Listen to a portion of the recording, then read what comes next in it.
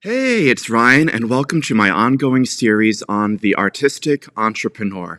So, my goal here is to reach fellow creatives like you who are actors, singers, filmmakers, improv performers, comedians, and share some advice and stories about different ways that you can use your craft to support your art. So I'll be sharing some of the tools that I've been using to bring in some extra cash that I use to pay for my voice lessons, and I'll be joined with friends and colleagues in the industry that I have handpicked specifically because they have built parallel professions or side hustles that actually utilize the skills that they've been developing their whole lives to pursue their performance work. So, one of the most fulfilling things that I think we can do in life is share our journey and our learned experience and help others along the way. And I hope you will continue to follow along and let me know what you're doing to succeed in your art, both creatively and financially. I'm so excited to have on the show today my dear friend Gillian Gordon. And a little bit about Gillian before I bring her in. She's a Massachusetts-based performer, and she's performed at the American Repertory Theater, Crossroads Theater Company, which is in New Jersey, the GAM Theater in Rhode Island, North Shore Music Theater, Regal Music Theater, Speakeasy Stage Company, Greater Boston Stage Company, many more Boston and local Massachusetts theater. Her film credits include Chappaquiddick and American Woman, and she's a proud member of Actors Equity Association and SAG-AFTRA. And I brought Gillian onto the show today because she's also a fantastic photographer, and right from her website, she says that she's an actor who knows the importance of capturing the essence of a person in an image. You know when you have the perfect reflection of a person or event when you can't even explain it in words. That is the beauty of photography, and that is Gillian right from the beginning, combining her skills as an actor with her skills as a photographer, and I'm so excited to bring her in today. Hi! Hello there. It's so nice to be here. It's great to have you too. Thank you. Thank you. So, I want to talk a little bit about your performing career first before hmm we go into your other profession as a photographer. And Yes. my question is, how young were you when you first decided that you had acting dreams, Broadway dreams, actress dreams? When did that Big happen? dream. Yeah. Well, I started acting quite young. I would say it was early elementary school, and there was this duo, Nancy Peck and Elaine Jarvis, and they ran these tiny little musicals in many towns. They were extremely condensed versions of musicals. I remember playing Snow White, and I was in Annie Get Your Gun, and all sorts of musicals. So I started with that.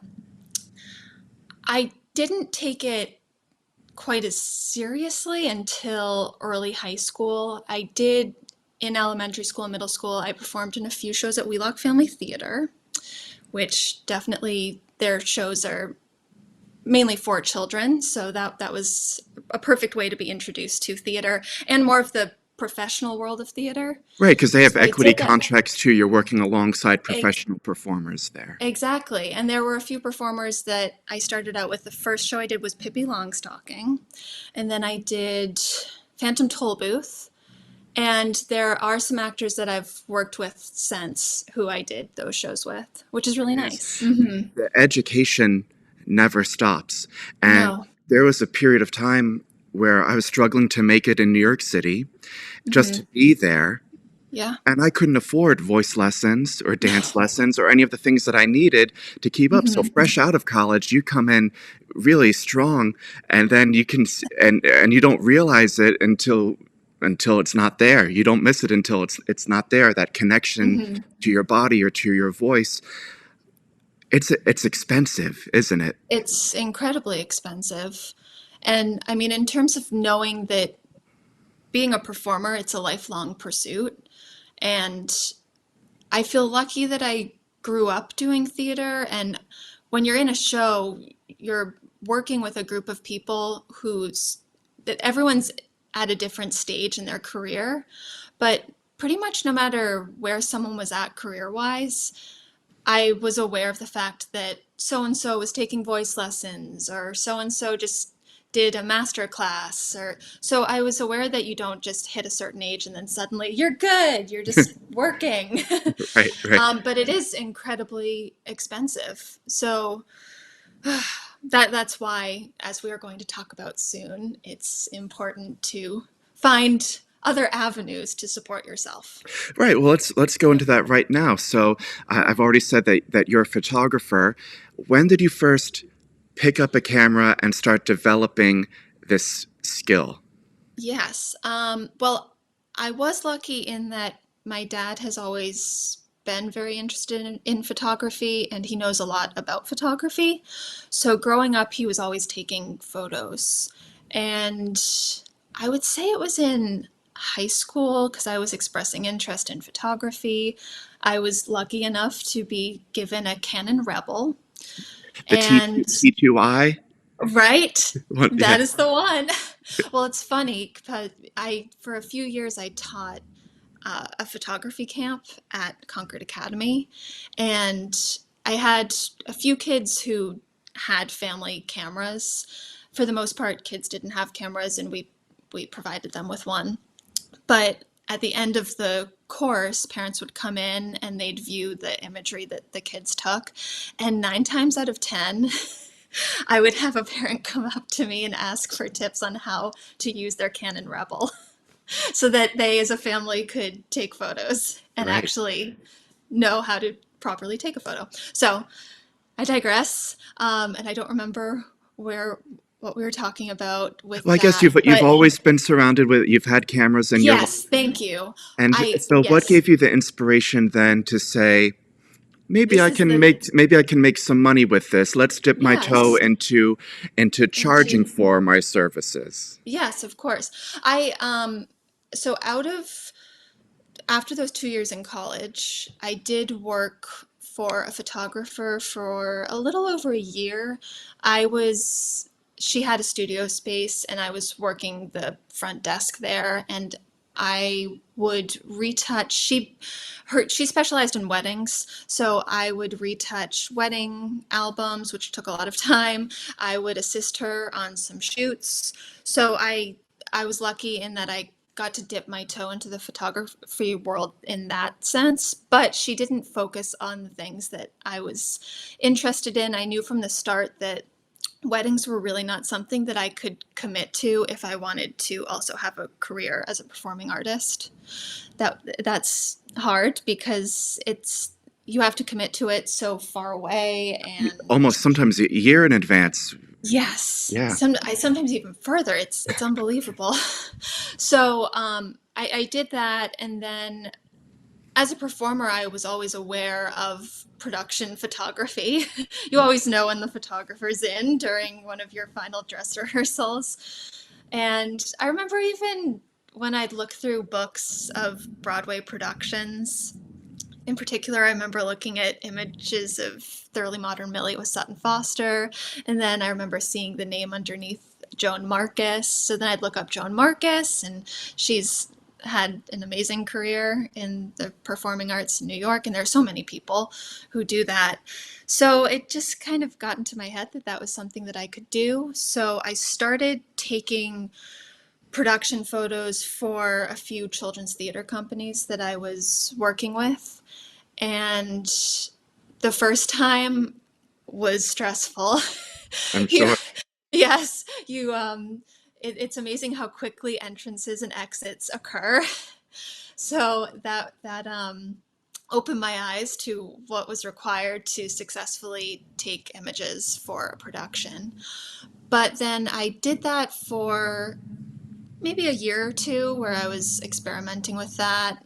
And then one of my first clients as a photographer taking production photos was the Umbrella. And it was before they did their big renovation. And yeah, that, and the thing that was nice about that is that the Umbrella was where I grew up doing theater with a children's theater company. So it felt like a full circle moment. And the first production I shot for them was Hair, Oh, which was terrific. beautifully lit. It was beautifully lit. So that really was lovely. Now, one of the main things that I wanted to really emphasize here Hmm. is that even though it might not seem related at all to your training as an actress, there are Hmm. really a lot of different skills and knowledge that you do draw from, Hmm. specifically in your niche of shooting theatrical performances. Can you elaborate on that a Yes. little bit? No, of course. Because in the end, with your photos, you do have to be able to tell a story. And I feel like as a photographer doing that specifically, you come in at the very end. It's like the final leg of this journey before this production gets put up on its feet. And these images are used for so many reasons. So to have compelling imagery that really helps tell the story, it helps tremendously. And you want to provide something that theaters can use to draw an audience in. So being on both sides, that has helped me a lot to know what's needed. Right. I know Hmm. in my video work, even Hmm. oftentimes I'm filming an archival video or a video to be streamed of an entire production, and Hmm. having a background in theater, especially when the show is directed well, it helps you realize where you're going to be going next for the focus, Yes, how people are sharing the stage or where entrances and exits are going to be. And of course, some shows you can never anticipate that someone's going to pop out suddenly out of nowhere. exactly. But it does help overall to, especially so many shows are now just in my vernacular. If I go film a production of Oliver, Hmm. I know exactly that Nancy's going to be at the top of the stairs at the end of her song. Exactly. You can Hmm. anticipate just from that accumulated life of theater knowledge where that moment is going to be. That Hmm. at the end of the song, you're going to need to get back to get that wide group shot for that Oh, you button, bet. you know? But that's Yes. stuff that someone else who's pursuing photography that isn't familiar with how theater works or how a stage Hmm. production works, they wouldn't have a clue of how to anticipate that. Of how that works. No, it's so true. You, my approach is definitely to make it feel like from the photo you're almost in the production. Oh, Um, I always try to think that way versus because it's very different if you just stand at the back of the theater and you just go click, click, click, click, click, and it's just right. always of the full stage, which is very important for certain numbers. So yeah, I know it's just kind of ingrained in you that feeling is like what, especially as an actor, you kind of know what the actors are feeling on It stage. gets you So so excited when you're behind the camera too. You're like, oh, I'm yes, getting it, I'm getting it, I'm getting it. This is I know. so good, this is so good. Yes. Tell me about some of your headshot work as well, because that's very Yes. closely related to knowing what the industry is looking for. Yes, completely. No, I started headshots around the same time as my performance photography. I started with some friends because I didn't feel comfortable charging people for headshots at that point. Some of the early headshots I haven't looked at in a while, but It's a let's learning just say I don't experience. share them.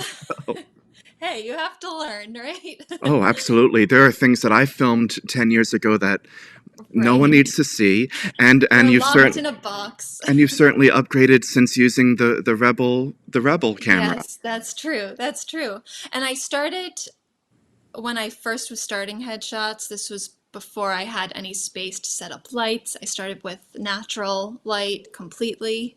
And then both with headshots and with performance photography, every single time I learned something new. Hmm. And that's what I also find similar to acting. It's every job that you enter into, every class that you enter into as an actor, you learn something new and then you apply it to the next job. So I love that about photography and I can see headshot to headshot and performance to performance those changes that I've made, even if they're so small that no one will notice but myself. Right. I'm happy with that. So with actor headshots, that was a bit of a slower start for me as I was just figuring out my approach and just how I wanted to. Um, there's so many different styles for headshots, so I just was trying to find my style. Right. Um, but then I've just been slowly growing that over the years, and I'd say that especially headshots, I've received many headshot clients on referral. So it's from another headshot client or from someone who worked with me in a play saying to their friend who's working on another play, oh, you should, you know, maybe look into Jillian for headshots. So Sure. yeah, I that just kind of came naturally. I have had myself some wonderful headshots and some not so wonderful headshots. Hmm. So I have a lot to draw from in Right. that sense. Right. And I feel a connection to actors. I feel at ease when I'm talking to other actors. So it feels like a comfortable process when I'm working with them. Right. One thing Yeah. that I'm encouraging anyone who's watching this video to do is to realize that in terms of education, think of it as a sliding scale. So if you have someone who's a complete beginner, a complete novice, and whatever they're doing, whether it's acting or photography or videography, and then you have 10, someone who is the Bernadette Peters of acting, someone who is a complete guru. No matter where you are on your process, if you're at a level 4, perhaps, you can still you can still give back valuable information to someone who is a level 1, 2, or 3 below you. So it's never too soon to start dipping your toes into other revenue streams and other ways that you could possibly make money based on all these skills that you are learning in your life. And now, Jillian, of course, I'd consider not someone who is a number 1, 2, 3, or 4 or Oh, 5. gee. I consider you up there because Oh, geez. because your work speaks for itself, number one, but Oh, thank you. also you've invested into your career, into this alternative career throughout the Mhm. years. So I'm sure you've invested in gear and maybe some other training. How have you continued to invest in being a great photographer? Well, thank you. That's very kind. Um, I've, like I said, how with each job I learn something new. Sometimes that means equipment wise that I need something A new. lens, a new Yes, diffuser. We don't have to get into the nitty gritty, but equipment is an expense. Is an expense. it's an expense, and I did not walk into this with a lot of equipment, and I have very slowly been building what I have equipment wise and will continue to do that. Um, But something and it's all need based, yes, it is and all need based. and you're getting a return for it. Yes, exactly. And that's what I'm really careful about. I make sure that what I'm investing in is something that will give back. And I can confidently say that for the most part, that's been the case. Right. But yes.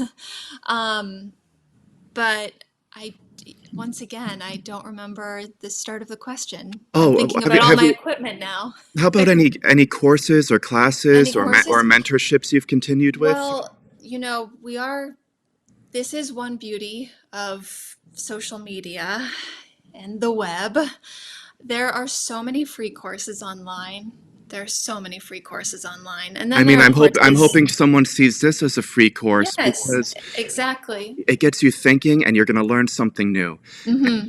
I'm on YouTube constantly, and there are certain All the time. photographers and videographers that are going to show you how to do something in Lightroom or Hmm. how to set up your camera and learn about shutter speed or aperture or something you didn't know about that can really take you to the next level. Completely. Really, anything that you need answered, you can find. Right. It's so true. So I have used the internet a tremendous amount to learn more about photography. And it helps to be actually working in this world and having an actual problem that you have to figure out and then applying it to that, because then it's really ingrained in you. So I'm learning as I go. Well, But also, for you're sure. trying to achieve client satisfaction as well. Yes. And clients, a paid client is going to have no problem telling you if they like something or if they don't like something. So you're going to learn Completely. right there as well. That's so true. One of the important things if you're trying to do one of these side hustles or parallel Yeah. careers that you mentioned is the flexibility to then still pursue your craft. And does photography give you that flexibility to be able to go on a film shoot or go do summer stock or do a tour or do a theater production? It does, and that's one of the reasons why I picked photography. Um, I can confidently say that for the most part, I've never had the two run into each other. I'm I'm always kind of aware of what if I were to get cast in a show, what my schedule would be. I'm aware of certain seasons that might be a little heavier with auditions. So I try to plan around that, and I do have a few photographers that I sometimes work with who will cover for me, which helps to know that. So it really has given me the ability to be quite flexible I'm as a photographer. curious if in your life so far, if you've ever tried out any other careers or side jobs that just made you miserable that didn't work out for you? Well, Without saying to tell me names. with oh geez. Well, I am lucky in that the world of photography I was able to step into pretty early on, especially since I was only in school for 2 years. Before that, for the most part, most of my work was working for children's educational theater programs. I am lucky in that most of the work that I've done has had some connection to the performing arts. That's great. So I realize that I've Yeah. been very lucky for that. It took me a while before I found the video production aspect of things, and I have some other things that I do too. But when I was in New York, I was just working. I thought working front desk at Pearl Studios, which is an audition center, Yes. would be fulfilling, and it was not. It really ended up being more of a double-edged sword in some ways. I believe that. It's it is what you'd think of as a Nola studio. Is Nola still there? One of those I audition studios, Shetler Studio. Is Shetler there? I'm dating I myself. Ripley Greer. Ripley Greer.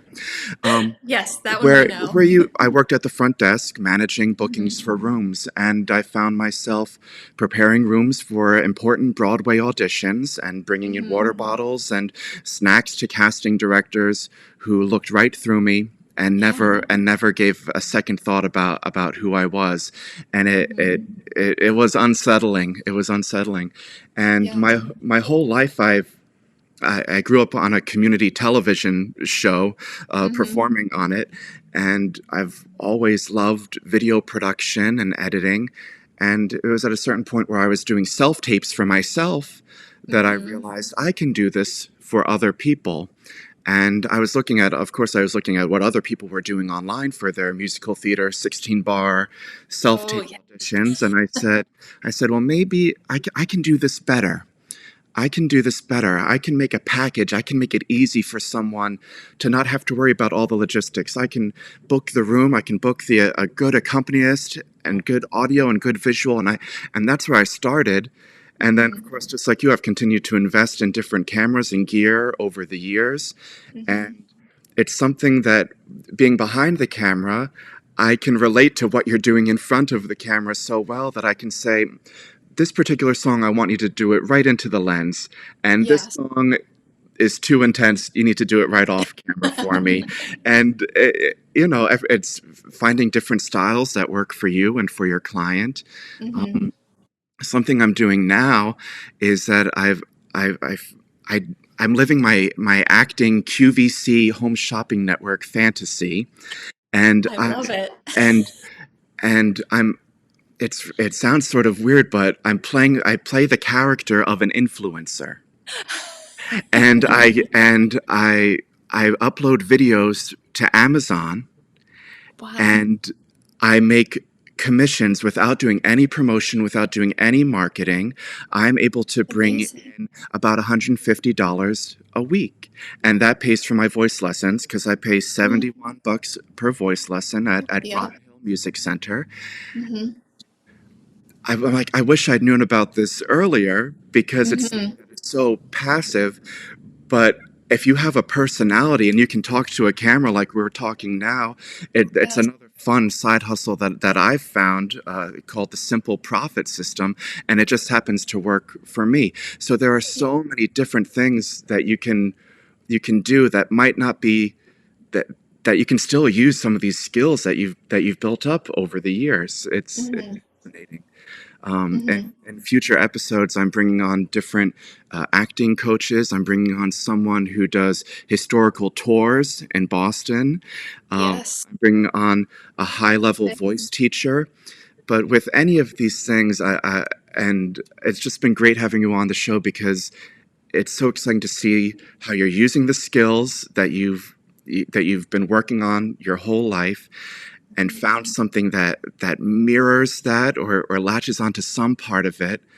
Um, but however, it does take continued effort to keep building Mm-hmm. yourself up in both careers, continuing to Yeah. take lessons and take master classes and Mm-hmm. invest in your acting career by getting new headshots and having a good website that works for you. Mm-hmm. And for your parallel profession, you're investing in gear, you're investing in time and energy into watching videos and courses online to continue Mm-hmm. doing that. Yes. Awesome. Where can people find out more about Gillian Gordon? Oh, geez. Drum roll, please.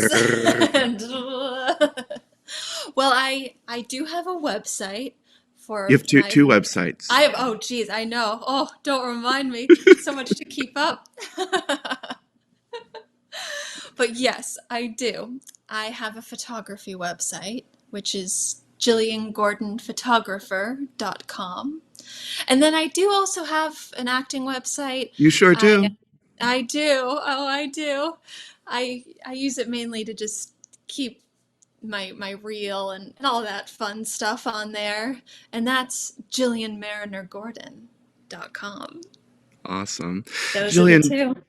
before we leave, do you have any advice for actors or photographers or both Mhm. that you would give someone who's a little earlier on in their career that might want to dip their toes into exploring photography, perhaps? No, of course. I mean, I do think it's incredibly beneficial to have something that complements your career as a performing artist. So that's one of the main reasons why I picked photography.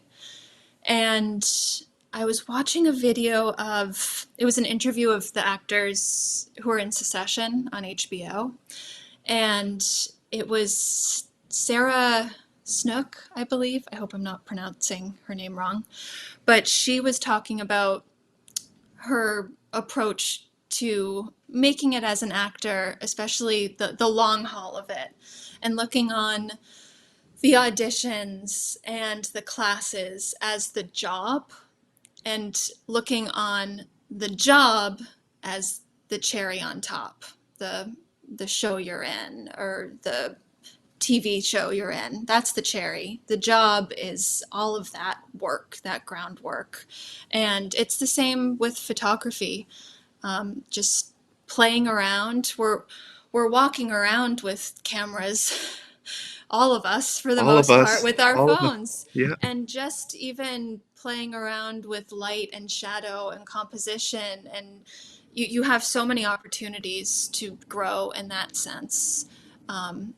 So there's a to growing To to growing. growth. To Awesome. growing. Yes. Jillian, thank you for popping on the show. I really Thank appreciate it. you. I really appreciate it as well. Thank you so much. Well, that brings us to the end of another episode of The Artistic Entrepreneur. Let me know what you thought about this episode. And if you are a performer or an artist in one of these creative spaces and you have found this magic side hustle that's working for you, I'm very curious. Let me know how you're staying fulfilled artistically and keeping your pockets filled financially, because that is the only way that we can continue to support ourselves and the wonderful work that we want to do as artists is to share, share, share. So I hope we can create a community here and find new ways that we can stay on that upward trajectory. I'm Ryan, and thanks for checking out my video.